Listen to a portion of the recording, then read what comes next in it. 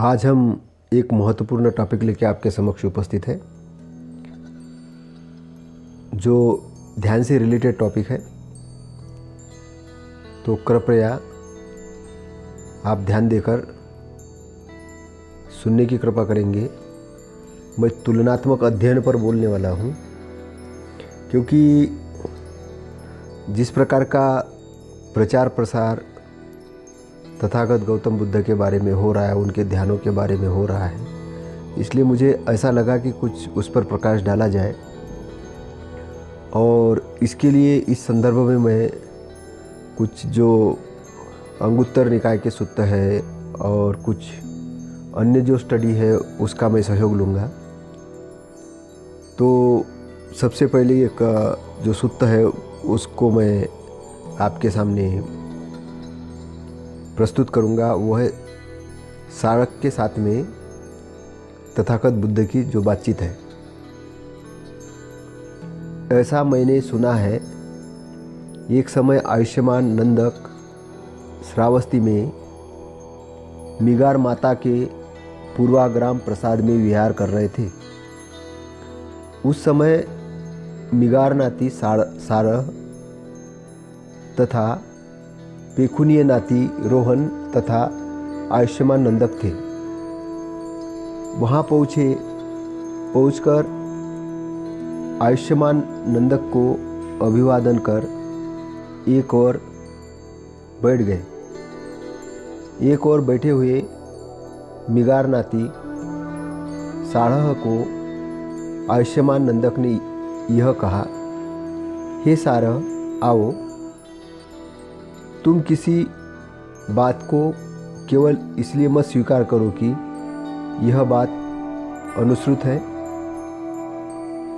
केवल इसलिए मत स्वीकार करो कि यह बात परंपरागत है, केवल इसलिए मत स्वीकार करो कि यह बात इसी प्रकार कही गई है, केवल इसलिए मत स्वीकार करो कि यह हमारे धर्म ग्रंथ पिटक के अनुकूल है, केवल इसलिए मत स्वीकार करो कि यह तर्कसंगत है, केवल इसलिए मत स्वीकार करो कि यह न्यायशास्त्र सम्मत है, केवल इसलिए मत स्वीकार करो कि आकार प्रकार से सुंदर है, केवल इसलिए मत स्वीकार करो कि यह हमारे मत के अनुकूल है, केवल इसलिए मत स्वीकार करो कि यह कहने वाले का व्यक्तित्व आकर्षक है, केवल इसलिए मत स्वीकार करो कि कहने वाला श्रवण हमारा पूज्य है।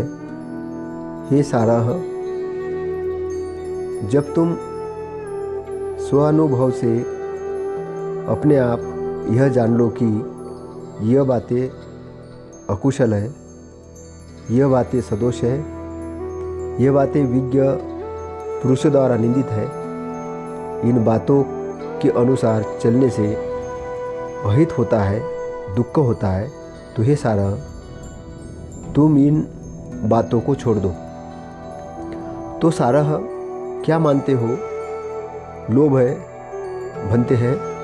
सारह, मैं लोभ को ही अविद्या कहता हूँ। हे सारह, जो लोभी है, जो लोभग्रस्त है, वो प्राणी हत्या भी करता है, चोरी भी करता है, परस्त्री गमन भी करता है, झूठ भी बोलता है, दूसरे को भी वैसे प्रेरणा देता है, जो कि दीर्घकाल तक उसके अहित तथा दुख का कारण होता है। भन्ते, हाँ। तो सारह, क्या मानते हो? द्वेष। भन्ते, है। सारह, मैं क्रोध को ही द्वेष कहता हूँ। हे सारह, जो द्वेष युक्त है, जो क्रोधी है, वह प्राणी हत्या भी करता है, चोरी भी करता है, परस्त्री गमन भी करता है, झूठ भी बोलता है, दूसरे को भी वैसी प्रेरणा देता है, जो कि दीर्घकाल तक उसके अहित तथा दुख का कारण होता है। भन्ते, हाँ। तो सारह, क्या मानते हो? मोह है। भन्ते, है। सारह, मैं अविद्या को ही मोह कहता हूँ। हे सारह, जो मूढ़ है, जो अविद्याग्रस्त है, वो प्राणी हिंसा भी करता है, चोरी भी करता है, परस्त्री गमन भी करता है, झूठ भी बोलता है, दूसरों को भी वैसी करने की प्रेरणा देता है, जो कि दीर्घकाल तक उसके अहित तथा दुख का कारण होता है। बनते हाँ, तो सारा क्या मानते हो, ये धर्म कुशल है व अकुशल? बनते अकुशल। सदोष व निर्दोष?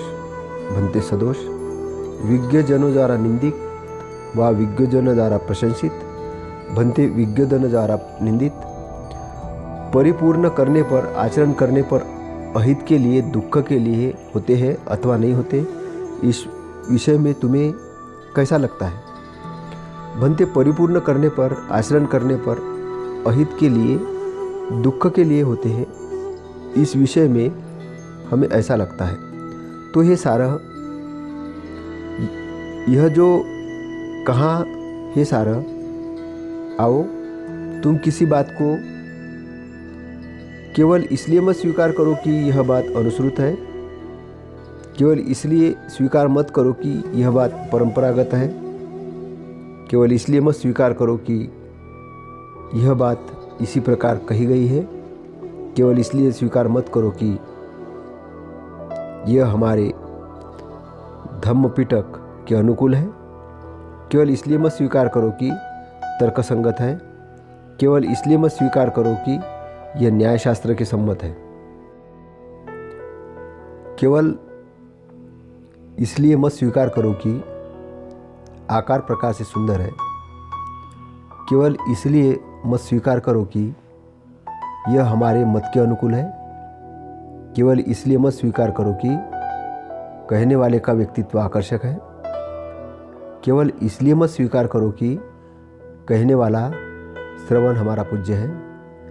हे साड़ा, जब तुम स्व अनुभव से अपने आप ही यह जान लो कि ये बातें अकुशल है, ये बातें सदोष है, ये बातें विज्ञ पुरुषों द्वारा निंदित है, इन बातों के अनुसार चलने से अहित होता है, दुख होता है, तो हे सारा, तुम इन बातों को छोड़ दो।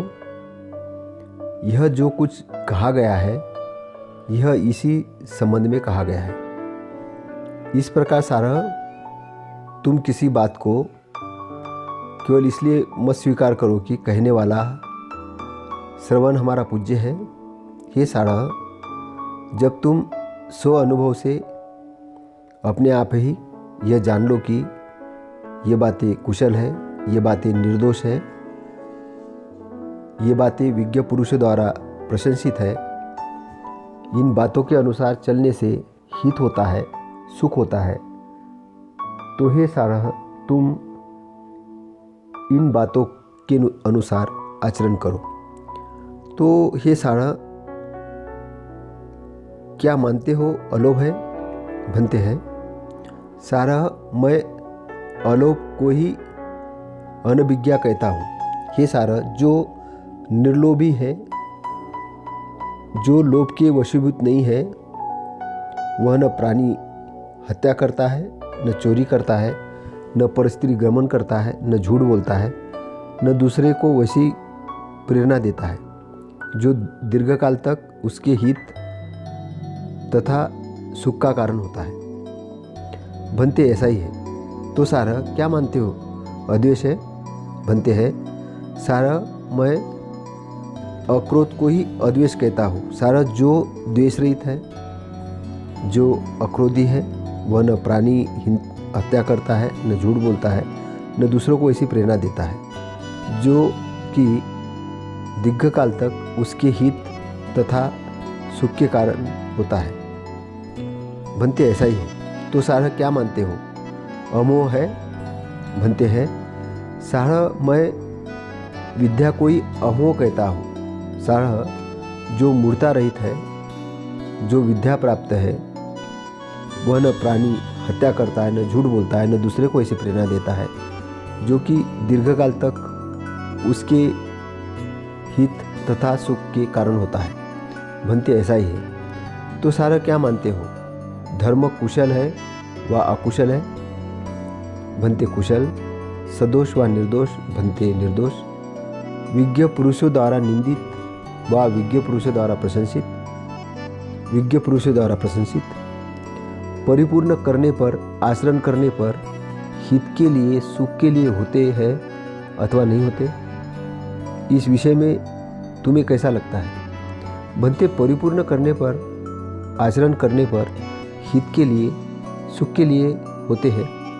इस विषय में हमें ऐसा ही लगता है। तो हे सारा, ये जो कहा, हे सारा आओ, तुम किसी बात को केवल इसलिए मत स्वीकार करो कि यह बात अनुश्रुत है, केवल इसलिए मत स्वीकार करो कि यह बात परंपरागत है, केवल इसलिए मत स्वीकार करो कि यह बात इसी प्रकार कही गई है, केवल इसलिए मत स्वीकार करो कि यह बात हमारे धम्म पिटक के अनुकूल है, केवल इसलिए मत स्वीकार करो कि यह तर्कसम्मत है, केवल इसलिए मत स्वीकार करो कि यह न्यायशास्त्र के अनुसार है, केवल इसलिए मत स्वीकार करो कि आकार प्रकार सुंदर है, केवल इसलिए मत स्वीकार करो कि यह हमारे मत के अनुकूल है, केवल इसलिए मत स्वीकार करो कि कहने वाले का व्यक्तित्व आकर्षक है, केवल इसलिए मत स्वीकार करो कि कहने वाला श्रवण हमारा पूज्य है। हे सारा, जब तुम स्व अनुभव से अपने आप ही ये जान लो कि ये बातें कुशल है, ये बातें निर्दोष है, ये बातें विज्ञ पुरुषों द्वारा प्रशंसित है, इन बातों के अनुसार चलने से हित होता है, सुख होता है, तो ये सारा तुम इन बातों के अनुसार आचरण करो। यह जो कुछ कहा गया वह इसी संबंध में कहा गया। हे सारा, जो आर्य श्रावक इस प्रकार लोभ रहित होता है, क्रोध रहित होता है, मूर्ता रहित होता है, जानकार होता है, स्मृतिमान होता है, वह एक दिशा, दूसरी दिशा, तीसरी दिशा तथा चौथी दिशा को मैत्री चित्त से स्पर्श करके विहार करता है। उसी प्रकार करुणा चित्त से, उसी प्रकार मुदिता चित्त से, उपेक्षा चित्त से स्पर्श करके विहार करता है। ऊपर नीचे बीच में सर्वत्र सब तरह से, सब प्रकार से सारे लोग को विपुल, उदार, अप्रमाण, अवैरी, अक्रोधी, उपेक्षा युक्त चित्त से स्पर्श करके विहार करता है। वह जानता है यह है, यह हीन अवस्था है, यह प्रणीत श्रेष्ठ अवस्था है। इस संध्या से श्रेष्ठतर अवस्था में जाया जा सकता है। जब वह इस प्रकार जानता है, इस प्रकार देखता है, तो उसका चित्त कामास्त्रों से भी विमुक्त हो जाता है, भवास्त्रों से भी विमुक्त हो जाता है, अविद्यास्त्रों से भी विमुक्त हो जाता है। विमुक्त होने पर विमुक्त हूँ ऐसा ज्ञान होता है। यह जान जाता है जन्म का कारण क्षीण हो गया, ब्रह्मचर्यवास का उद्देश्य पूरा हो गया, जो करना था वह किया गया। वह जान जाता है कि जब यहाँ जन्म के लिए और कुछ कारण नहीं रह गया। वह यह जान जाता है कि पहले लोभ था, वह अकुशल था, अब वह नहीं रहा, यह कुशल है। पहले द्वेष था, वह अकुशल है, अब वह नहीं रहा, यह कुशल है। इस प्रकार वह इसी शरीर में तृष्णाविहीन, निर्वाण प्राप्त, शांत, सुखी, ब्रह्मभूत होकर विहार करता है। ब्रह्मभूत मतलब मैत्री का व्यक्तित्व बन के वो विहार करता है। तो इसमें जो भंते सारक के साथ बात कर रहे हैं, उसमें इन्होंने ये समझाया कि कोई भी चीज़ को बगैर परीक्षण करके नहीं ग्रहण करना है। आपको अंधे जैसे नहीं ग्रहण करना है, उसको चेक करना है, उसको समझना है, उसको जानना है, फिर जानना है और फिर मानना है। तो ये सुत्त पाठ करने के पीछे का उद्देश्य ये था कि हमको, जैसे पहले भी हमने कालाम सुत्त के बारे में पढ़ा था, सुना था। कालाम सूत्र में भी इसी प्रकार तथागत गौतम बुद्ध कालामों से बातचीत करते हुए यही चीज़ कहते हैं। अब इसी संदर्भ में हम एक और सूत्र पर चर्चा करेंगे और उस सूत्र का जो नाम है वो है अव्याकृत वर्ग। उस समय एक भिक्षु जहाँ भगवान थे वहाँ गया, पास आकर भगवान को प्रणाम कर एक और बैठा। एक और बैठे उस भिक्षु ने भगवान से यह कहा, बनते इसका क्या हेतु है, क्या कारण है कि जो ज्ञानी आर्य श्रावक है उनके मन में अव्याकृत विषयों के बारे में संदेह उत्पन्न नहीं होता। भिक्षु जो ज्ञानी आर्य श्रावक है, मिथ्या दृष्टि का निरोध हो चुका है रहने के कारण उसके मन में अव्याकृत विषयों के बारे में शंका पैदा नहीं होती। तथागत मरने के अनंतर होते हैं। भिक्षु वह भी मिथ्या दृष्टि है, तथागत मरने के अनंतर नहीं होते। भिक्षु यह भी मिथ्या दृष्टि है, तथागत मरने के अनंतर नहीं होते और नहीं भी होते। भिक्षु यह भी मिथ्या दृष्टि है, तथागत नहीं होते है और नहीं होते। भिक्षु यह भी मिथ्या दृष्टि है। भिक्षु जो अज्ञानी है वह मिथ्या दृष्टि को नहीं जानता, मिथ्या दृष्टि की उत्पत्ति को नहीं जानता, मिथ्या दृष्टि के निरोध को नहीं जानता, मिथ्या दृष्टि के निरोध को और ले जाने वाले मार्ग को नहीं जानता। उसकी वह मिथ्या दृष्टि वृद्धि को प्राप्त होती है। वह जन्म जरा मरण शोक रोना पीटना दुख दुर्मनस्थ पश्चाताप मुक्त नहीं होता। मैं कहता हूँ वह संपूर्ण दुख से मुक्त नहीं होता। भिक्षु ज्ञानी बहुश्रुत आर्य श्रावक दृष्टि को जानता है, मिथ्या दृष्टि की उत्पत्ति जानता है, मिथ्या दृष्टि के निरोध को जानता है, मिथ्या दृष्टि निरोध की ओर ले जाने वाले मार्ग को जानता है। उसकी वह मिथ्या दृष्टि निरोधक प्राप्त होती है।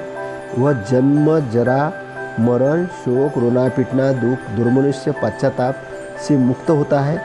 मैं कहता हूँ कि वह संपूर्ण दुख से मुक्त होता है। भिक्षु इस प्रकार जानता है, इस प्रकार देखता है हुआ जो ज्ञानी आर्य श्रावक है वह यह नहीं कहता कि तथागत मरने के अनंतर होते हैं। वह यह भी नहीं कहता है कि तथागत मरने के अनंतर नहीं होते हैं। वह यह भी नहीं कहता है कि तथागत मरने के अनंतर होते भी हैं और नहीं भी होते हैं। वह यह भी नहीं कहता कि तथागत मरने के अनंतर न होते हैं और न ही होते हैं। भिक्षु इस प्रकार जानने वाला, इस प्रकार देखने वाला जो ज्ञानी आर्य श्रावक है वह अव्याकृत बातों को कहा अव्याकृत ही रखता है।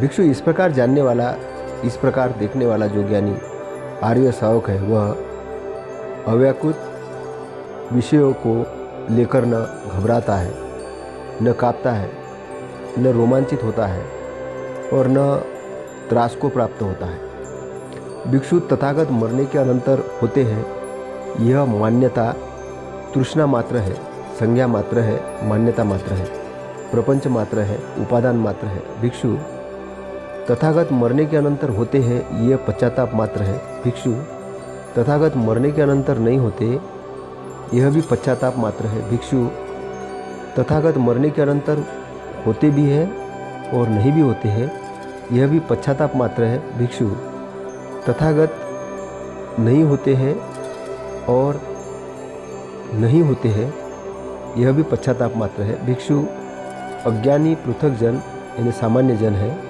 वह पश्चाताप को ही नहीं जानता, पश्चाताप के समुदय को नहीं जानता, पश्चाताप के निरोध को नहीं जानता, पश्चाताप के निरोध की ओर ले जाने वाली प्रतिपदा को नहीं जानता।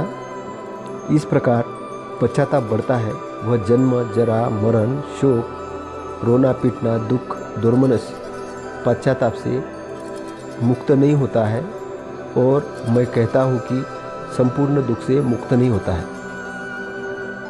भिक्षु जो ज्ञानी आर्य श्रावक है वह पश्चाताप को जानता है, पश्चाताप के समुदय को जानता है, पश्चाताप के निरोध को जानता है, पश्चाताप के निरोध की ओर ले जाने वाले मार्ग को जानता है। उसका यह पश्चाताप निरोध को प्राप्त होता है, वह जन्म जरा से मुक्त होता है। भिक्षु इस प्रकार जानता है, जानता हुआ वह यह नहीं कहता है कि तथागत मरने के अनंतर होते हैं, वह यह भी नहीं कहता कि तथागत मरने के अनंतर न होते हैं और न ही होते हैं। भिक्षु इस प्रकार जानने वाला, इस प्रकार देखने वाला जो आर्य श्रावक है, वे अव्याकृत बातों को कहा अव्याकृत ही रखता है। भिक्षु इस प्रकार जानने वाला, इस प्रकार देखने वाला जो ज्ञानी श्रावक है, वह अव्याकृत विषयों को लेकर न घबराता है, न कांपता है, न रोमांचित होता है और न त्रास को प्राप्त होता है। भिक्षु इसका यही हेतु है, यही कारण है कि जो ज्ञानी आर्य श्रावक है उसके मन में अव्याकृत विषयों के बारे में संदेह उत्पन्न नहीं होता है। भिक्षुओं में 7 पुरुष गतियों यानी ज्ञान की अवस्था की देशना करता हूँ तथा अप्रत्यय निर्वाण की उसे सुनो, अच्छी तरह मन में धारण करो। कहता हूँ बनते, अच्छा। कह उन भिक्षुओं ने भगवान के प्रतिवचन दिया, भगवान ऐसा कहा। भिक्षुओं 7 पुरुष गतियाँ कौन सी है?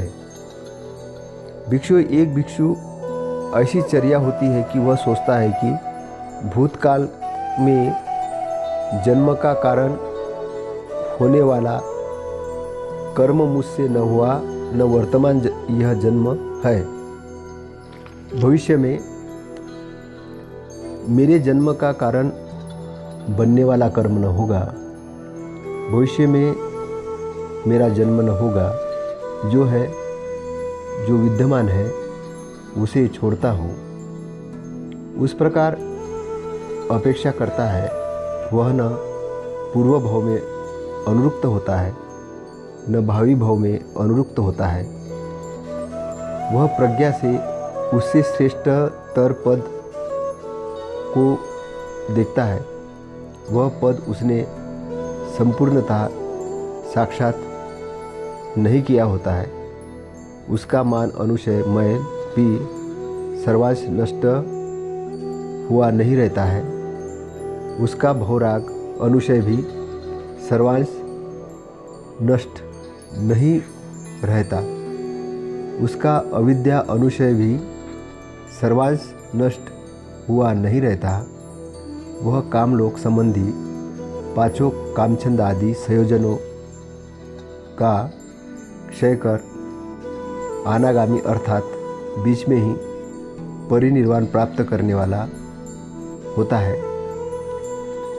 भिक्षु जैसे दिन भर के तप्त लोहे के तवे से रगड़ खाकर उत्पन्न हुई चिंगारी पैदा होकर बुझ जाती है, इसी प्रकार भिक्षुओं, एक भिक्षु की ऐसी चर्या होती है कि वह सोचता है कि भूतकाल में जन्म का कारण होने वाला कर्म मुझ में न हुआ है, न वर्तमान काल में जन्म है। भविष्य मेरे जन्म का कारण बनने वाला कर्म न होगा, भविष्य में मेरा जन्म न होगा। जो है, जो विद्यमान है उसे छोड़ता हो, इस प्रकार उपेक्षा करता है। वह पूर्व भाव में न अनुरुक्त होता है, न भावी भाव में अनुरुक्त होता है। वह प्रज्ञा से उससे श्रेष्ठतर पद स्थान को देखता है। वह पद उससे पूर्णता साक्षात नहीं किया होता है। उसका मान, अनुशय भी सर्वांश में नष्ट हुआ नहीं रहता, उसका भवराग अनुसंशय भी सर्वांश में नष्ट हुआ नहीं रहता, उसका अविद्या अनुसंशय भी सर्वांश में नष्ट हुआ नहीं रहता। यह कामलोक संबंधी पांचों कामछंद आदि संयोजनों का क्षय कर अनागामी होता है। एक भिक्षु ऐसी चर्या होती है कि वह सोचता है कि भूतकाल में जन्म का कारण होने वाला कर्म मुझ में न हुआ, न वर्तमान में यह जन्म है, भविष्य में मेरे जन्म का कारण बनने वाला कर्म न होगा, भविष्य मेरा जन्म न होगा, और जो है जो विद्यमान है उसे छोड़ता हूँ। इस प्रकार उपेक्षा करता है, वह पूर्व भव में अनुरुक्त होता है और न भावी भव में अनुरुक्त होता है। वह प्रज्ञा से उससे श्रेष्ठतर पद स्थान को देखता है। वह पद उसने पूर्णतः साक्षात नहीं किया होता है। उसका मान अनुशय भी सर्वांश नष्ट हुआ नहीं रहता, उसका भवराग अनुशय भी सर्वांश में नष्ट हुआ नहीं रहता, उसका अविद्यानुशय भी सर्वांश में नष्ट हुआ नहीं रहता। वह ओरंभागीय अर्थात निम्नता की ओर ले जाने वाले पांचों संयोजनों का क्षय कर अनागामी होता है। भिक्षु जैसे दिन भर के तप्त लोहे से तवे से रगड़ खाकर उत्पन्न हुई चिंगारी उत्पन्न होकर ऊपर जाकर बुझ जाए, इसी प्रकार एक भिक्षु ऐसी चर्या होती है कि वह सोचता है कि भूतकाल में जन्म का कारण होने वाला कर्म मुझ में न हुआ है, न वर्तमान जन्म में है। वह पांचों ओरंभागीय संयोजनों का क्षय कर अनागामी होता है। एक भिक्षु ऐसी चर्या होती है कि वह सोचता है कि भूतकाल में जन्म का कारण होने वाला कर्म मुझ में न हुआ, न वर्तमान यह जन्म है। वह पांचों औरंभिक संयोजनों का क्षय कर अनागामी होता है। भिक्षु जैसे दिन भर के तप्त लोहे से रगड़ खाकर उत्पन्न हुई चिंगारी उत्पन्न होकर ऊपर जाकर बिना भूमि तल पर गिरे हुए बुझ जाए, उसी प्रकार एक भिक्षु ऐसी चर्या होती है कि वह सोचता है कि भूतकाल के जन्म का कारण होने वाला कर्म मुझ में न हुआ है, न वर्तमान में यह जन्म है। वह पांचों ओरंभागीय संयोजनों का क्षय कर अंतरा परिनिर्वाण प्राप्त होता है। एक भिक्षु की ऐसी चर्या होती है कि वह सोचता है कि भूतकाल में जन्म कारण होने वाला कर्म मुझ में न हुआ है, न वर्तमान में यह जन्म है। वह पांचों ओरंभीय संयोजनों का क्षय कर अनागामी होता है। भिक्षु जैसे दिन भर के तप्त लोहे से रगड़ कर उत्पन्न हुई चिंगारी उत्पन्न होकर ऊपर जाकर भूमि तल पर गिरकर बुझ जाए, इस प्रकार एक भिक्षु ऐसी चर्या होती है। वह सोचता है कि भूतकाल में जन्म का कारण होने वाला कर्म मुझ में न हुआ है, न वर्तमान में यह जन्म है। वह पांचों ओरंभागीय संयोजनों का क्षय कर उपहत्य परिनिर्वाण को प्राप्त होता है। एक भिक्षु की ऐसी चर्या होती है, वह सोचता है कि भूतकाल में जन्म का कारण होने वाला कर्म मुझ में न हुआ, न वर्तमान में यह जन्म है। वह पांचों ओरंभीय संयोजनों का क्षय कर अनागामी होता है। भिक्षुओं जैसे दिन भर के तप्त लोहे से रगड़ कर उत्पन्न हुई चिंगारी उछलकर सीमित तिनकों के ढेर व लकड़ी के ढेर पर गिर पड़े, उससे वह आग भी लग जाए, धुआं भी पैदा हो, आग लगकर भी धुआं पैदा होकर भी वह चिंगारी उस सीमित तिनके के ढेर व लकड़ी के ढेर को जलाकर और ईंधन न रहने के कारण बुझ जाए। इसी प्रकार भिक्षुओं, एक भिक्षु की ऐसी चर्या होती है कि वह सोचता है कि भूतकाल में जन्म का कारण होने वाला कर्म मुझ में न हुआ, न वर्तमान में यह जन्म है। वह पांचों औरंभीय संयोजनों का क्षय कर असंस्कार परिनिर्वाण प्राप्त होता है। भिक्षुओं, एक भिक्षु की ऐसी चर्या होती है कि वह सोचता है कि भूतकाल में जन्म का कारण होने वाला कर्म मुझ में न हुआ है, न वर्तमान में यह जन्म है। वह पांचों औरंभागीय संयोजनों का क्षय कर अनागामी होता है। भिक्षु जैसे दिन भर के तप्त लोहे से रगड़कर उत्पन्न हुई चिंगारी उछलकर बहुत बड़े तिनके के ढेर का लकड़ी के ढेर पर गिर पड़े,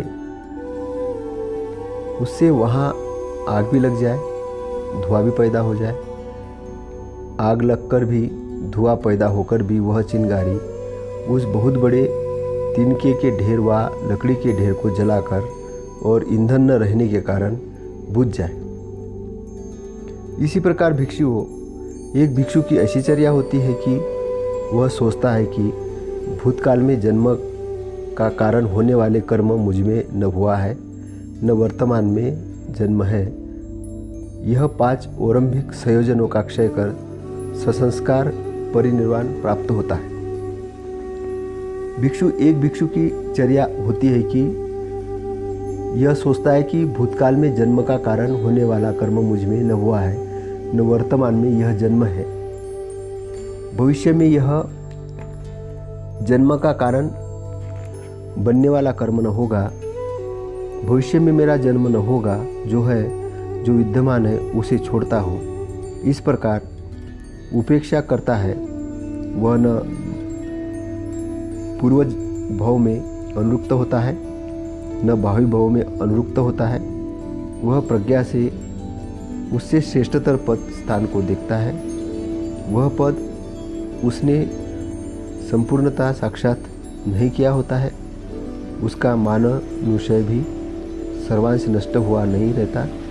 उसका भवराग अनुशय भी सर्वांश नष्ट हुआ नहीं रहता। उसका अविद्या अनुशय भी सर्वांश नष्ट हुआ नहीं रहता। वह काम लोक संबंधी पांचों संयोजनों का क्षय कर अकनिष्ठगामी ऊर्ध्वस्तोत होता है। भिक्षुओं जैसे दिन भर के तप्त लोहे से रगड़कर उत्पन्न हुई चिंगारी उछलकर बहुत बड़े तिनके के ढेर व लकड़ी के ढेर पर गिर पड़े, इससे वहाँ आग भी लग जाए, धुआं भी पैदा हो।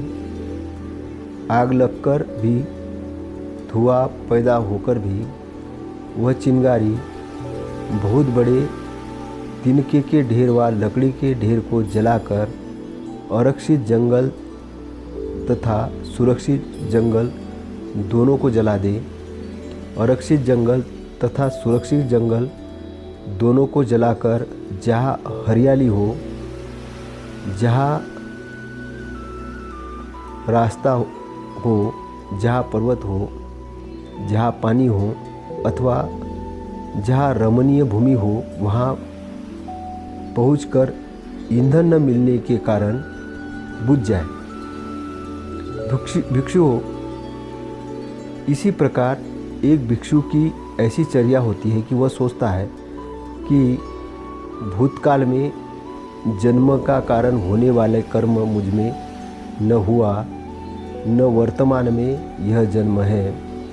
वह कामलोक संबंधी पांचों संयोजनों का क्षय कर अकनिष्ठगामी ऊर्ध्वस्रोत होता है। भिक्षुओं, ये 7 पुरुष गतियाँ हैं। भिक्षुओं, अनुत्पाद परिनिर्वाण किसे कहते हैं? भिक्षुओं, एक भिक्षु की ऐसी चर्या होती है, वह सोचता है भूतकाल में जन्म का कारण होने वाला कर्म मुझ में न हुआ, न वर्तमान में यह जन्म है। भविष्य में मेरे जन्म का कारण बनने वाला कर्म न होगा, भविष्य में मेरा जन्म न होगा, जो है जो विद्यमान है उसे छोड़ता हूँ, इस प्रकार अपेक्षा करता है, वह न पूर्व भव में अनुरक्त होता है और न भावी भव में अनुरक्त होता है। वह प्रज्ञा से उससे श्रेष्ठतर पद स्थान को देखता है। वह पद उसने संपूर्णतः साक्षात किया होता है। उसका मानानुशय भी सर्वांश में नष्ट हुआ रहता है। उसका भवराग अनुशय भी सर्वांश में नष्ट हुआ रहता है। उसका अविद्या अनुशय भी सर्वांश में नष्ट हुआ रहता है। वह आस्त्रों का क्षय कर प्राप्त कर विहार करता है। भिक्षु इसे कहते हैं अनुत्पाद निर्वाण। भिक्षु ये 7 पुरुष गतियाँ तथा अनुत्पाद परिनिर्वाण है। अभी हमने तथागत की लाइन ऑफ थिंकिंग समझने की कोशिश की, क्योंकि लोग वो चीज़ें जानने में बहुत इंटरेस्टेड होते हैं कि तथागत मरने के बाद रहते कि नहीं रहते, पहले जन्म में क्या थे, अगले जन्म में क्या होंगे, कैसे होंगे, और बहुत सारे जो ध्यान कराने वाले आचार्य जो हैं वो भी इसी प्रकार की बातें करते रहते हैं। 10 पारामिता पर जो बात होती है, और वो 10 पारामिता इसलिए आती है क्योंकि जो थेरवादी परंपरा है उसके अंदर 10 पारामिता की बात है, लेकिन तथागत के प्रवचन के अंदर में कहीं पे भी 10 पारामिता की बात नहीं है। व्यक्तिगत रूप से तथागत के प्रवचन के अंदर में 37 बुद्धि पक्षीय धम्म की बात आती है, जिस पर हमने पहले भी चर्चा कर चुके हैं। और संक्षेप में अगर हम कहें कि 37 बुद्धि पक्षीय धम्म क्या है, 37 बुद्धि पक्षीय धम्म जो है वो है कि उनके साथ बातचीत में तथागत कहते हैं, चुंद, जिस धम्म को मैंने बोध कर तुम्हें उपदेश किया है, सभी लोग मिलजुल कर समझो, उसमें उलझो मत, विवाद मत करो। ये जो ब्रह्मचर्य है ये तुम्हारे लिए चिरस्थायी होगा। जो लोगों के हित सुख के लिए और संसार के अनुकंपा के लिए, देव अर्थात राजा मनुष्यों के अर्थहित के लिए, सुख के लिए होगा। चुंद, मैंने किन धम्मों को बोध कर तुम्हें उपदेश किया है, जिन्हें सभी मिलजुल कर समझे बुझे विवाद न करें, वे 37 बुद्धि पक्षीय धम्म है। वो क्या है? वो है 4 स्मृति प्रस्थान, 4 सम्यक प्रधान, 4 रुद्धिपात, 5 इंद्रिय, 5 बल, 7 बोधंग्य और आर्य अष्टांगिक मार्ग। चुंद, मैंने इन्हीं धम्मों को बोध कर उपदेश किया है, जिसे कि सभी लोग मिलजुल कर चुंद इन्हीं विषय में बिना विवाद किए मिलजुल कर समझना चाहिए। फिर तथागत ये कहते हैं कि तथागत का जो धम्म है ये चित्त शुद्धि के लिए है। चुंद मैं दुष्ट धार्मिक, इसी जन्म में आस्त्र व चित्त मनो के सवर संयम के लिए धम्मोपदेश नहीं करता, और न चुंद केवल परजन्म के आस्त्रों के नाश के लिए ही धम्मोपदेश करता हूँ। चुंद मैं दुष्ट धार्मिक और परलौकिक दोनों ही आस्त्रों के सवर और नाश के लिए धम्मोपदेश करता हूँ। मतलब कि तथागत जो धम्मोपदेश कर रहे हैं वो क्यों कर रहे हैं? कि इसी जन्म के आस्त्रों के क्षय के लिए नहीं, परजन्म के अगले जन्म के आस्त्रों के क्षय के लिए नहीं। मैं दुष्ट धार्मिक और पारलौकिक दोनों ही आस्त्रों के क्षय, मतलब वर्तमान और भविष्य में, मतलब जो आस्त्रव है वो खत्म हो जाए उसके लिए मैं धम्मोपदेश करता हूँ।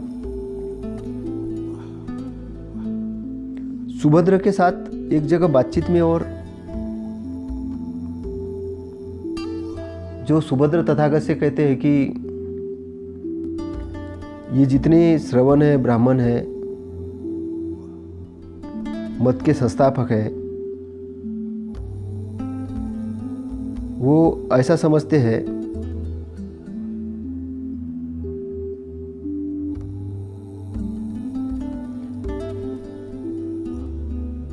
जैसे पूर्ण काश्यप, मखली, गोसाल, अजित केशंबी, पकुत कच्चायन, संजय, वेटपतली पुत्र, निघंटनाथ पुत्र, इन सब ने जैसा वे कहते हैं अपने आप से सत्य ज्ञान प्राप्त किया है या नहीं किया है, क्या उनमें से किसी ने किया है अथवा किसी ने नहीं किया है, और किसी ने नहीं किया है,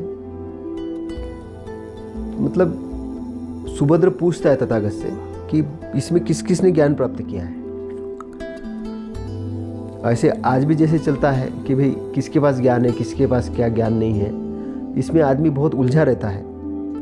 तो तथागत कहते हैं कि सुभद्र इस चक्कर में मत पड़ो, किसी को ज्ञान प्राप्त है, किसको नहीं हुआ। सुभद्र, तुम्हें मैं एक मानक दे रहा हूँ जांच करने का, इसको ध्यान से सुनो, इधर माइंड लगाओ। तो सुभद्र कहता है भगवान बहुत अच्छा है। बोले जिस धम्म विनय में या मत अनुशासन में श्रेष्ठ अष्टांगिक मार्ग नहीं है, श्रेष्ठ अष्टांगिक मार्ग नहीं है, उसमें कोई श्रवण नहीं है, उसमें कोई श्रवण नहीं है। जिस धम्म विनय मत अनुशासन में अष्टांगिक मार्ग है उसी में श्रवण है। सुभद्र तथागत के धम्म विनय मत अनुशासन में आर्य अष्टांगिक मार्ग है, इसलिए तथागत के धम्म विनय में श्रवण भी है, और वे 4 प्रकार के हैं। कौन कौन से 4 प्रकार? जैसे श्रोतापन्न भी है, सकृदागामी भी है, अनागामी भी है, अहर्त है। दूसरे मतों के श्रवणों के बारे में मतभेद है, लेकिन वे हे सुभद्र दूसरे मत अनुशासन ये नियम को मानने वाले होंगे और सम्यक जीवन यानी परफेक्ट लाइफ, अच्छी लाइफ जीने वाले होंगे, तो संसार में कभी अरहंतों का अभाव नहीं होगा।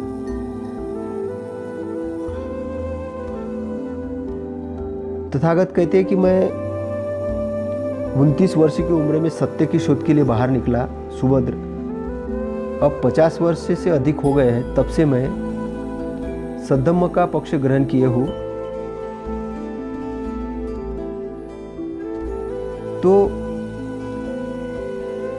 तथागत जो कहना चाह रहे हैं कि अष्टांग मार्ग इंपॉर्टेंट है। तो अष्टांग मार्ग क्या है? अष्टांग मार्ग समझने से पहले हम ये समझेंगे कि अष्टांग मार्ग को तथागत ने दुख निरोध का मार्ग क्यों कहा? पहली बात, क्योंकि अष्टांग मार्ग अपने आप में एक बहुत परिपूर्ण मार्ग है। उसकी सम्यक दृष्टि की अगर व्याख्या देखो तो वो काज और इफेक्ट के ला के ऊपर आधारित है। काज और इफेक्ट का ला कैसा काम करता है? तो उसमें ये कहते हैं कि दुख है। दुख क्यों है? क्योंकि दुख का समुदाय है, समूह है दुख का। उस समूह का निरोध है, और निरोध है तो निरोध का एक मार्ग है। तो तथागत दुख को जानते हैं, उसकी व्याख्या करते हैं, उसका एनालिसिस करते हैं पूरी तरीके से। और ये जो जानता है, सही ढंग से जानता है, वो एक सम्यक दृष्टि है। सम्यक दृष्टि है, सम्यक संकल्प है, सम्यक वाचा है, सम्यक कर्मांत है, सम्यक व्यायाम है, सम्यक स्मृति है, सम्यक समाधि है। इस प्रकार ये 8 अंगों वाला अष्टांग मार्ग है। और ये एक जीवन पद्धति है। तथागत का जो धम्म है वो 2 प्रकार से है। वो ध्यान भी सिखाते हैं। 2 प्रकार से ध्यान है। एक ध्यान जैसे अपन देखते हैं आनापानसती। आनापानसती ध्यान है, ये काय के ऊपर ध्यान है? ये अवेयरनेस के ऊपर ध्यान है। अवेयरनेस पर किस प्रकार का ध्यान है? ये इस ध्यान का अर्थ है कायानुपश्यना के अंतर्गत में आता है। कायानुपश्यना के अंतर्गत में किस प्रकार से आता है? ये इस प्रकार से आता है कि सबसे पहले काय के प्रति सजग होने के लिए वो है आनापानसती। तो काय के प्रति शरीर की काय यानी काय के शरीर के प्रति सजग होना है तो क्या करना है? पालती मारकर बैठना है, पीठ को सीधा रखना है और एक ऐसे आसन में बैठना है कि जहां पर पीठ की रीढ़ एकदम सीधी रहे, दोनों घुटने मोड़े रहे, एक हाथ दूसरे हाथ पे ऊपर अंजलि बना के और आती जाती श्वास को देखना है। जो श्वास आ रही है, छोटी सांस आ रही छोटी देखना है, बड़ी सांस आ रही बड़ी देखना है और सांस के प्रति सजग होना है। उसके बाद पूरे शरीर में जो सांस जा रही है उसके प्रति सजग होना है। फिर शरीर में जो वेदना उत्पन्न हो रही है उस वेदना को शांत करते हुए सांस लेना है और वेदना को शांत करते हुए सांस छोड़ना है। पूरी तरीके से श्वास के ऊपर आपको सजग होना है। तो कहने का तात्पर्य ये है कि ये एक जागृति की अवस्था है, क्योंकि आप ये समझ जाते हैं कि बीच बीच में विचार भी आएंगे और विचार जैसे आएंगे तो आपको लगेगा कि आपका ध्यान कहीं भटक रहा है, लेकिन फिर आपको उस पे आना है। काय पे? श्वास पे आना है। तो फर्स्ट स्टेप जो हमने आनापानसती के ऊपर बात की, उसके बाद काय के ऊपर देखना है। जब हम जागृत हो गए, अब शरीर के वेदनाओं पर ध्यान देना है सेकंड स्टेप में। अब आपके शरीर में कुछ सुख वेदना भी हो रही होगी, दुख वेदना हो रही होगी, या सुख दुख दोनों वेदना हो रही होगी। सबको सजगता से देखना है, विटनेस बनना है। फिर उस वेदनाओं को शांत करते हुए सांस लेना है और वेदनाओं को शांत करते हुए सांस छोड़ना है। वेदनाओं के प्रति सजग हो जाना है। फिर चित्त के ऊपर, चित्त को देखना है कि चित्त को समझना है। चित्त ऊंचा है, छोटा है, बड़ा है, चित्त विक्षिप्त है, जो भी है उसका साक्षात करना है। और साक्षात करने के बाद आप क्या हो जाएंगे कि आप शरीर के प्रति जागृत हो गए। अब शरीर के प्रति आप जागृत हो गए, अब शरीर का ट्रीटमेंट करना है आपको। अगर आपके चित्त में द्वेष है तो कैसे नष्ट करोगे? तब है उसके लिए धम्म उपासना। धम्म वहां पर काम करता है। तथागत केवल आपको ये नहीं बोलते हैं कि आप केवल देखते ही रहो, नहीं। तथागत ट्रीटमेंट भी देते हैं। तथागत की धम्म की ये विशेषता है। अभी जो ध्यान सिखाने वाली बहुत सारी ऐसी विधियां हैं जो केवल कोरा ध्यान है, जो ध्यान ही है, कंसंट्रेशन करो, बस ध्यान करो। लेकिन उस ध्यान के अंदर में ये चीज़ नहीं है कि आपको इंट्रेंस भी देना है, एंट्री करना है। सपोज मान के चलिए कि सजग होने का अर्थ क्या है। अगर आपके मन में द्वेष उठा तो द्वेष का तो आपने देख लिया, लेकिन द्वेष को समाप्त करना है तो उसको कैसे करेंगे समाप्त? अब वहीं पे तो बुद्ध वचन काम में आते हैं। द्वेष को अद्वेष से समाप्त करेंगे, द्वेष रहित से समाप्त करेंगे, क्रोध को शांति से समाप्त करेंगे। अब वहाँ से आपको प्रोग्रामिंग देनी है अपने ब्रेन को। तथागत की जो ध्यान विधि है उसके अंदर यही बात है। तो 37 बोधिपक्ष धम्म क्या है, वो वही चीज़ है। धम्मानुपश्यना के अंदर में जो चीज़ें आती है वो वही चीज़ें हैं। आप पूरा का पूरा धम्म उठा के देखो तो उसमें कार्यकारण का सिद्धांत है।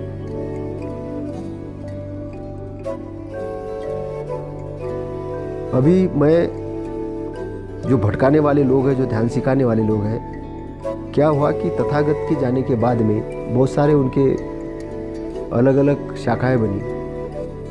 और शाखाएं क्यों बनी?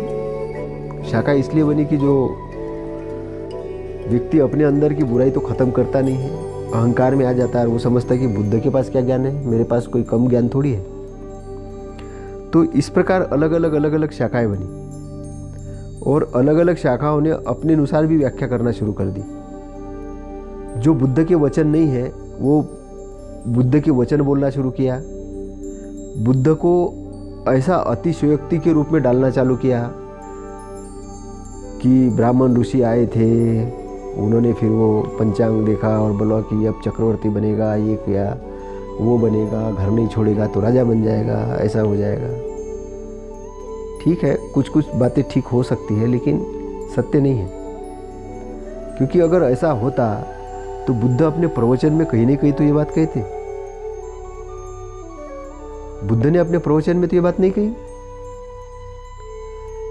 जब बुद्ध ने अपने प्रवचन में ये बात नहीं कही तो फिर आप और हम कौन हैं कहने वाले? वो बुद्ध के जो धम्म का उद्देश्य है, देखिए, अगर आपने बुद्ध का धम्म को अगर समझा हो, जाना हो, तो आपको एक चीज़ समझ में आएगी। बुद्ध का जो धम्म है ये स्वर्ग प्राप्ति के लिए नहीं है, ये नरक प्राप्ति के लिए भी नहीं है। बुद्ध का धम्म है निब्बान की प्राप्ति के लिए। ये अगले जन्म में आप और वही पैदा हो, उसी इसमें जाओ, उसके लिए भी नहीं, आपके दुख को नष्ट करने के लिए। बुद्ध जो जानते हैं, जो देखते हैं, जो चीज़ समझ रहे हैं, वो एक सामान्य लोगों के सोच के बाहर की चीज़ है। बुद्ध का जो ध्यान है वो अवेयरनेस से शुरू तो होता है लेकिन जाता है शून्य की तरफ। क्योंकि शून्य वाला ही वो एरिया है जो स्थिति प्रज्ञा वाला जो एरिया, स्थित प्रज्ञा वाला, शून्य वाला जो एरिया, वो शांति वाला जो एरिया है, जो ऐसा एरिया है कि जिस एरिया की वो व्याख्या करते हैं, जिसको निब्बान का एरिया कहते हैं, कि उसके जैसी शांति और कहीं है ही नहीं। अब कई लोग ये कहते हैं कि उन्होंने देखो अपना घर छोड़ा, बार छोड़ा, राज्यपाट छोड़ा, ये छोड़ा, वो छोड़ा, सब छोड़ा, लेकिन काय के लिए छोड़ा? कुछ और अच्छी चीज़ उनको समझ में आए इसके लिए छोड़ा। इसके लिए नहीं छोड़ा कि वो बहुत त्यागी थे और बहुत त्याग करके वो जंगल में गए। वो हालांकि उन्होंने बहुत सारी विधियाँ की, बहुत सारे शरीर को उन्होंने तकलीफ दी, और तकलीफ दी क्यों दी? क्योंकि उनको ज्ञान प्राप्त करना था, उनको समझना था कि ज्ञान है क्या चीज़, ये दुख मुक्त क्या कैसे होगा आदमी। क्योंकि वो प्रजा का दुख देख चुके थे, वो बचपन से ही देख चुके सारी चीज़। और बचपन में ही उनके पास में एक सबसे बड़ी चीज़ जो उनके साथ हुई थी, वो हुई थी कि उनको मैत्री पर ध्यान करना सिखाया गया था। आनापान सती और मैत्री पर ध्यान वो बचपन में करते थे, खेत में जाते थे तब। तो मैत्री पर ध्यान करने के कारण क्या होता है कि आपको लोगों के बारे में, जो जिसको आप मैत्री कर रहे हो, मतलब आप उसको अपना समझ रहे हो। अपना समझने का मतलब कि आप उसको अपने जैसा ही देख रहे हो। तो उसको, सामने वाले को जो कोई पीड़ा होगी तो आपको लगेगा कि उसका मैं हल कैसे कर सकूं। तो उनके सामने जो ऑब्जेक्ट क्रिएट हुआ कि मुझे दुख मुक्ति का मार्ग ढूंढना है। ये शरीर क्या है? शरीर तो पैदा हो रहा है, नष्ट हो रहा है, बूढ़ा हो रहा है, मर रहा है। फिर ये क्या चीज़ है? शरीर ही सब कुछ तो नहीं है, फिर इसके आगे क्या है? तो उन्होंने वो जो संबोधि उनको जो प्राप्त हुई, उस संबोधि के अंदर में जो चीज़ें उनको मिली, वो चीज़ें बहुत इम्पोर्टेंट वाली चीज़ें हैं, जिस पर हम थोड़ा सा अभी विस्तृत में चर्चा करेंगे कि क्या चीज़ उनको प्राप्त हुई और क्या चीज़ का उन्होंने हमको उपदेश दिया है। जैसा कि हमने समझा कि तथागत ने जो शोध करके निकाला है वो है कि एक तो उन्होंने ये पता किया कि ये दुख है, ये दुख का कारण है, ये दुख का निवारण है और ये निवारण का मार्ग है। तो ये 4 जो बेसिक है, इसके आगे पीछे ही धम्म घूमता है। और इसमें जानने के लिए 2 पार्ट है। एक तो अवेयरनेस का पार्ट है। जब आप अपने आप में ही स्थित नहीं हो, आप अवेयर नहीं हो, तो कोई चीज़ को जानोगे कैसे? तो कुछ जो ध्यान की जो विधियाँ है ये अवेयरनेस के लिए, जैसे आनापान सती वगैरह जो है, शरीर के ऊपर ध्यान है, चक्रबंध ध्यान है, ये सारी चीज़ें जो है ये अवेयरनेस के लिए है। केवल ये नहीं है कि 10 दिन तक एक जगह बैठना है, वो ध्यान नहीं है। और कौन उपासक है कि जिनके पास में 10 दिन का टाइम है? एक बार बैठ जाएंगे, दूसरी बार बैठेंगे, या तो उनको घर बार छोड़ना पड़ेगा, तो फिर धम्म का जो ऑब्जेक्ट है वो पूरा नहीं हो पाएगा। तथागत के धम्म का जो ऑब्जेक्ट है कि आप अवेयर हो के, आपको अवेयर होना है, उसकी प्रैक्टिस करना है सबसे पहले। वो प्रैक्टिस कोई एक दिन की प्रैक्टिस नहीं, रोज़ प्रैक्टिस करना है। चलते हुए, उठते हुए, बैठते हुए, खाना खाते हुए, सोते हुए, बोलते हुए आपको सजग रहना है, जागृत रहना है। जब आप जागृत रहोगे, जागृत की अवस्था में रहोगे, तो आप अपने अंदर से जो उठने वाले अच्छे विचार, बुरे विचार, क्रोध, काम वासना, सब चीज़ को आप देख सकोगे। अगर किसी चीज़ को आप देख सकोगे तो उस चीज़ को आप रोक भी सकोगे। लेकिन अगर आप देख नहीं सकोगे तो रोकोगे कैसे? तंद्रा की अवस्था में आप उसको नहीं देख सकते। तो बुद्ध की जो पहले स्टेप है, ध्यान की जो स्टेप है, वो है अवेयरनेस पैदा करना। तो अवेयरनेस के लिए क्या है? प्रैक्टिस करना है। अभी एकदम से ये माना जाए कि भाई एक साइकिल चलाने वाले व्यक्ति है और उनको बोलो कि पहले दिन में आप साइकिल उठा के रोड के ऊपर जाओ, तो ऐसा तो नहीं होगा ना। उसको खाली मैदान में ले जाना पड़ेगा। खाली मैदान में इसलिए कि वहाँ कोई साइकिल चला भी रहे और कहीं गिर भी जाए तो खाली मैदान है, घास का मैदान है, तो कुछ लगना नहीं चाहिए। तो बैठे बैठे प्रैक्टिस क्यों करनी है? पहले आनापान सती की घर में क्यों करनी है? क्योंकि हमको एक प्रैक्टिस हो जाए, हम उसको चलते हुए भी कर सकें। तो इसलिए पहले बैठे हुए ध्यान करना है, समझना है, और फिर उसको, उस ध्यान को चलते हुए भी उपयोग में लाना है। आप किसी के साथ बोल रहे हो तो ध्यान से बोलिए। आप कुछ सोच रहे हैं तो आपको पता होना चाहिए आप ये सोच रहे हैं। आप गाड़ी चला रहे तो आपको पता होना चाहिए आप गाड़ी चला रहे हैं। आप चाय पी रहे तो आपको पता होना चाहिए आप चाय पी रहे हैं। आप खाना खा रहे तो आपको पता होना चाहिए। आपकी सारी क्रियाकलाप जागृत अवस्था में होने चाहिए, आपको पता होना चाहिए कि आप ये कर रहे हो। उसी प्रकार जब आप सोने के लिए जा रहे हो तब भी आपको निद्रा की अवस्था में जाना है, तो जागृति की अवस्था में शरीर को निद्रा की अवस्था में ले जाना है। इसलिए दाहिने भाग के ऊपर शरीर करके, दाहिने तरफ शरीर करके, और स्मृति जागृत अवस्था में रखकर निद्रा की अवस्था में जाना चाहिए, ताकि अगर ऐसी अवस्था में जाते तो सुबह बहुत आप तरोताजा उठेंगे। आलस की अवस्था में अगर आप गए तो चित्त क्या आलस की अवस्था में चला जाएगा। आलस की अवस्था में गए तो आपको सुबह शरीर भारी लगेगा। इसलिए आपके चित्त के अंदर में आपको वही प्रोग्राम देने हैं कि जो काम के प्रोग्राम है। अब सबसे जो बड़ा जो खेल यहाँ पर जो हो रहा धरती पर, वो हो रहा है कि आपके चित्त को गुलाम बनाने की प्रोग्रामिंग दी जाती है। ऐसे प्रोग्राम से आप दूर रहिए कि जो आपको गुलाम बनाने वाले प्रोग्राम है। आप अपने चित्त के अंदर अच्छी चीज़ें इंटर करिए, और वो कैसे कर सकते हैं आप? अपने आप को जागृत रख के। तो 37 बोधि धम्म के अंदर में जो 4 सम्यक प्रधान आते हैं, उसके अंदर में क्या है? उसके अंदर में ये है कि जो गलत चीज़ें ब्रेन में आई है उसको आप तो पहले आने ही मत दो, आ गई तो उसको बाहर निकालो और अच्छी चीज़ों को इंटर करो और अच्छी चीज़ों को बढ़ाओ। तो गलत चीज़ों को रोकना भी है, अच्छी चीज़ों को एंट्री भी करवाना है, अच्छी चीज़ को बढ़ाना भी है। तो आप ये देखेंगे कि धम्म जो है ये प्रैक्टिकल में भी जाता है। आपको जो चीज़ आप बैठ के जो प्रैक्टिस करते हो वही चीज़ आपको दिन के इसमें भी करना है। तो तथागत ने जो धम्म दिया है उसका व्याख्यान जो है वो तथागत ने जो कलाम सूत्र हो या कलाम सूत्र के आधारित दूसरा हमने जो अभी सूत्र है, अव्याकृत जो बातें हैं, जो हमने अभी डिस्कस की है वो किस लिए डिस्कस की है? वो इसलिए कि आप तथागत की लाइन ऑफ थिंकिंग कम से कम थोड़ी बहुत अंडरस्टैंड करना शुरू करो। अगर आपने लाइन ऑफ अंडरस्टैंड करना शुरू कर दिया तो फिर आप वो झांसों में नहीं जाओगे कि जो लोग बोलेंगे कि स्वर्ग की प्राप्ति के लिए आपको ऐसा करना है, अगले जन्म में उसके अगले जन्म में आप ये हो जाओगे, उसके लिए ये करना है। आप इस झांसे में नहीं जाओगे, क्योंकि आपको पता चल गया होगा कि ये अगला जन्म वगैरह कोई चीज़ नहीं है। जन्म तो यही सुधारना है, अभी सुधारना है। भाई दुख अभी है और सोच ऐसे रहे हो कि स्वर्ग में जाएंगे, वहाँ पे लड्डू खाएंगे, ऐसा रहेंगे, तो ये जन्म में भी दुखी हो गए और अगले जन्म में पता नहीं वहाँ पे लड्डू मिलते क्या मिलते, लेकिन फिर और दुखी हो जाओगे, क्योंकि आसक्ति गई नहीं, जागृति आई नहीं।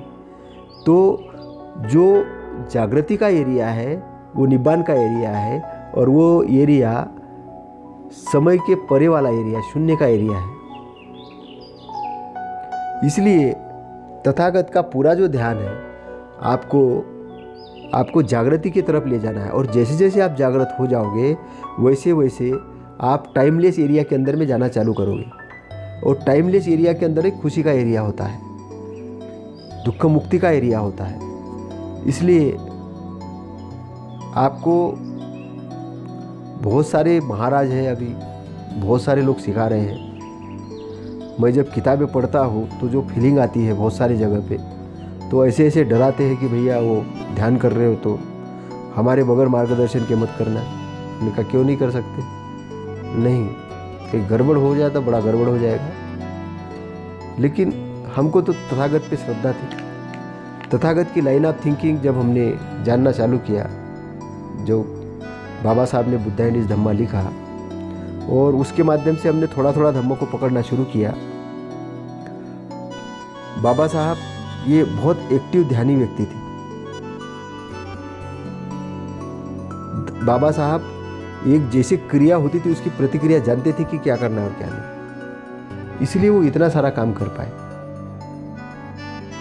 लेकिन बाबा साहब को एक वो जो दूसरा पहलू था, जो निब्बान वाला पहलू था ध्यान का, उधर ज़्यादा टाइम नहीं मिल पाया कि वो उस क्षेत्र के अंदर भी रिसर्च करते। अगर उस क्षेत्र के अंदर में वो रिसर्च करते तो फिर शायद वो 10 पारामिता के बारे में नहीं लिखते, और 10 पारामिता को भी उन्होंने मॉडिफाई करके लिखा है, क्योंकि ये 10 पारामिता जो है वो बुद्ध धम्म के अंदर में गलत चीज़ों को एंट्री दे रही है। कई ऐसा आता है कि भाई पहले समय में बोधिसत्व इस वानर थे, तो ये थे, तो वो थे, तो मोर थे। अब वो उधर जाके वो अंधविश्वास घुस रहा है। बाबा साहब ने वो 10 जन्मों वाला कॉन्सेप्ट उसमें ख़त्म किया हालांकि, लेकिन बाबा साहब ने जो सबसे बड़ा जो काम किया है वो किया है कि एक लाइन ऑफ थिंकिंग देने की कोशिश की। बाबा साहब ने हमारे पास में, इसलिए तो ये चीज़ बाबा साहब कहते कि मैंने जो आपको धम्म दिया है, मैंने जो चीज़ दी है, उसको अगर आप ले जाना चाहे तो आगे ले जाओ। तो भारत के अंदर में अरहंतों की जो परंपरा है, इसके ऊपर जो बेन लगने का काम या थोड़ी उसकी गति शिथिल होने का काम क्या हुआ, उसका कारण ये है कि धम्म को नष्ट किया गया भारत में। धम्म को किसने नष्ट किया गया? जो लोग धम्म के ढंग से जानकार नहीं थे, वो अहंकार में आए, और अहंकार में आके उनको लगा कि वर्ण व्यवस्था की स्थापना करनी है। वर्ण व्यवस्था की स्थापना किसने करने के लिए बोला? उनके अहंकार ने बोला। उनके मार वाला जो तत्व होता है, जो अविद्या वाला तत्व होता है बॉडी के अंदर में, ब्रेन के अंदर में, उस तत्व ने उनको आकर्षित करवाया वो सब करने के लिए, और वो उसके झांसे में गए, क्योंकि उन्होंने निब्बान का साक्षात्कार नहीं किया था। अगर निब्बान का उन्होंने साक्षात्कार किया होता तो वो भी सारिपुत्र और महामुद्गलयान बनते, क्योंकि सारिपुत्र महामुद्गलयान ब्राह्मण थे। लेकिन उन्होंने तथागत के सानिध्य में रह के उसका साक्षात्कार किया। बहुत इंपॉर्टेंट बात है। जिन्होंने साक्षात्कार नहीं किया वो बोले कि हम तो वो श्रेष्ठ लोग हैं, जाति पाति व्यवस्था तैयार की और बहुत सारे यान तैयार किए, तंत्रयान, वज्रयान, जो यान जैसे मूड में आए वैसे तैयार करना शुरू किया। और कुछ चीज़ें अच्छी भी हुई, कुछ चीज़ें ऐसी हुई कि ज्ञान के साथ अज्ञान भी आता, अज्ञान के साथ ज्ञान भी आता, लोग भटकते गए। लेकिन जो बीच में संतों का आंदोलन चला, जन जागृति का आंदोलन चला, और धीरे धीरे हमने किसी को कुछ अच्छा दिया था तो वापस आने लग गया। भारत के धरती पे ये धम्म वापस इसलिए आया क्योंकि हमने पहले उसको बांटा था, सम्राट अशोक ने उसको बांटा था, मौर्य साम्राज्य ने उसको बांटा था। लेकिन मौर्य साम्राज्य भी जो था उसका नष्ट होने का जो मूल कारण है वो थेरोवादी संस्कृति की वही जातक कथा है, जिसमें थोड़ा सा और कुछ एंट्री ऐसी हुई लोगों की कि वो भिक्षु संघ जो था वो संघ अपनी दिशा से भटकना शुरू हुआ अशोक जाने के बाद में, और बृहदत्त आते आते वो अनेक विचारधाराओं में बढ़ गया संघ, और विचारधाराओं में संघ बढ़ गया। संघ बंटने के बाद में क्या हुआ कि जो विचारधाराएं अगर थोड़े साइड में जाना चालू करे तो उसके सेनापति को, बृहदत्त के सेनापति को मौका मिल गया और उसने वो शासन हस्तगत कर लिया। क्योंकि तथागत के वाणी को ढंग से न समझने के कारण ये दुर्गति हुई। तथागत ने समझाया था कि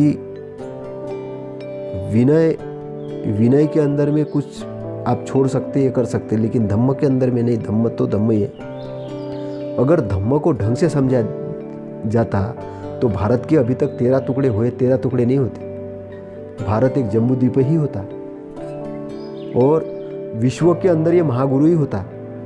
अभी हम जिस चीज़ से लड़ रहे हैं वो किस चीज़ से लड़ रहे हैं? क्योंकि यहाँ जो व्यवस्थाएं चल रही, एक व्यवस्था चल रही कि एक प्रोग्रेसिव व्यवस्था चल रही, और एक व्यवस्था चल रही कि हम लोगों को अनपढ़ और गरीब और गंवार रख के उसके ऊपर शासन करें, और एक व्यवस्था ये चल रही है कि हम इनको ऊपर उठाएंगे। लड़ाई झगड़ा वहाँ पे हो रहा है। और ऐसी स्थिति के अंदर में ये धम्म का काम सबसे बड़ा काम है, क्योंकि सब लोग ये भूल गए हैं कि हमारा शरीर जो है टेम्पररी है, हमको मरना है। ये सबको ज्ञात है। कब ज्ञात है? ये जब अभी कोरोना वायरस आया है और इसके कारण लॉकडाउन हुआ। क्यों लॉकडाउन हुआ? आप शरीर की रक्षा करने के लिए तो लॉकडाउन हुआ है, लेकिन फिर भी वो मरने वाला है शरीर। लॉकडाउन के बाद भी मरने वाला है। उम्र होगी ना आने वाले समय में, 70 साल होगी, 80 साल होगी, 90 साल होगी, लेकिन बीमारी से मरोगे, वो वही प्राप्त होके मरोगे, मतलब मरोगे सही। शरीर तो नश्वर है, इतना तो मान के चलो, चाहे कितना भी बचा लो। तो फिर उसका बचाने का क्या तरीका है? उसका बचाने का सिंपल तरीका है कि वो जो निब्बान वाला एरिया है, जो चीज़ नष्ट होने वाली वो तो होनी, जो लेकिन जो असली चीज़ है, जो जागृत वाली चीज़ है, उसको पाना है। उसको पाओगे तो ये बार बार ये जो दुख के अंदर घुस रहे हो, ये घुसना बंद हो जाओगे। तथागत ने हमारे लिए बहुत बड़ा शोध करके रखा है, और उस शोध से ही हम बहुत सारी चीज़ों का निर्माण कर सकते हैं। एक अच्छे विश्व का निर्माण कर सकते हैं, एक बैलेंस कंट्री बना सकते हैं, एक बैलेंस विश्व बना सकते हैं। क्योंकि हमने अगर काज इफेक्ट का लॉ को समझना अगर शुरू कर दिया, उनके कार्य कारण का सिद्धांत को समझना शुरू कर दिया, और टाइमलेस एरिया को समझना शुरू कर दिया, ये दो चीज़ों को अगर हमने समझना शुरू कर दिया तो विश्व के अंदर में क्रांति भयंकर घट जाएगी, और बहुत इंटरेस्ट आ जाएगा दुनिया के अंदर में। इंटरेस्ट इसके लिए नहीं आएगा कि इसको हराओ, उसको हराओ, उसकी चोरी करो, उसका खाओ, ऐसा उसके लिए नहीं आएगा। इंटरेस्ट इसके लिए आएगा किसी को दो, किसी का भला करो, कुछ अच्छी चीज़ करो, पेड़ लगाओ बहुत सारे, क्योंकि हरियाली चाहिए। हरियाली क्यों चाहिए? शुद्ध ऑक्सीजन चाहिए। शुद्ध ऑक्सीजन आएगा, क्या होगा? बादल आएंगे, पानी बरसेगा, नदी नाले अच्छे होंगे, हरियाली होगी, फसल अच्छे होंगे, लोग समृद्ध होंगे, शिक्षा का स्तर अच्छा करना है, सारी चीज़ें, रोजगार व्यवसाय बढ़ेंगे, समृद्धि आएगी, और हम ऐसी एक संसार का निर्माण करेंगे कि जहाँ रहने का आनंद आएगा। और ये कैसे आएगा? क्योंकि हमारे विचार ऐसे होंगे, हमारे कार्य ऐसे होंगे। क्योंकि आज हम आपस में लड़ रहे हैं, एक दूसरे को गिराने के लिए काम कर रहे हैं। हम एक दूसरे के पैर खींच रहे हैं और सोचते हैं कि हम उसके पैर खींच के हम आगे जाएं, लेकिन ऐसे कैसे होगा? कितना आगे जाऊँगा?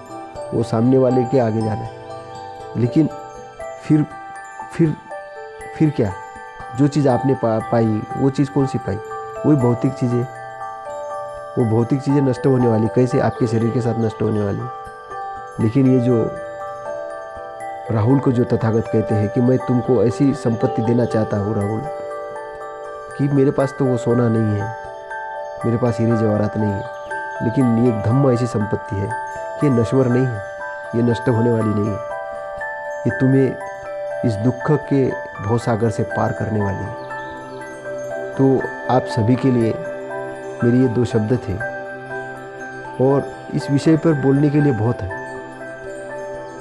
अभी लोग अपने आप को ऊपर उठाने के लिए, समझाने के लिए बहुत सारी ज्ञान विधियाँ है, ध्यान की विधियाँ है, बहुत सारा तरीके से लोग ऐसा बोलते कि अचानक बुद्ध हो जाओगे, अचानक अरहंत हो जाओगे। ऐसा लगता है कि अचानक मतलब कि बस अचानक कृपा बरस जाएगी,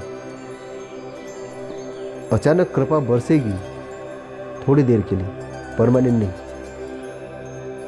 अगर आपको परमानेंट की तरफ जाना है, परमानेंट सत्य को अगर पाना है, परमानेंट चीज़ की तरफ अगर जाना है, तो आपको उस धर्म को समझना होगा, उसके गहराई में जाना होगा। और हम आने वाले दिनों में कुछ जगह प्रशिक्षण शिविर भी लगाएंगे, क्योंकि ये ज़रूरी हो गया है कि हम कुछ कुछ प्रवचन दें, क्योंकि विचारों का ऐसा है कि विचारों का अगर प्रसार नहीं होता है तो विचार खत्म हो जाते हैं। तो अच्छे विचारों का प्रचार प्रसार बहुत ज़रूरी है, उसका संभाल के रखना। इसलिए संसार को एक अगर समृद्धिशाली संसार बनाना है, अच्छा संसार बनाना है, तो ये धम्म का मार्ग बहुत अच्छा मार्ग है। ये सभी मानव मात्र के लिए है, किसी की निंदा और किसी की गलत तरीके से प्रशंसा करने के लिए नहीं है, सच्चाई के रास्ते के लिए है, ताकि लोग एक दूसरे की भलाई करें और एक दूसरे की भलाई करके आगे जाएं, और आगे जाकर वो एक ऐसे रास्ते को प्राप्त करें कि जिसमें सबका मंगल हो, सबका कल्याण हो, और सबका कल्याण हो के सब आनंदित हो। ये भावना के साथ काम करें। इसी के साथ ये 2 शब्द समाप्त करता हूँ। नमो बुद्धा।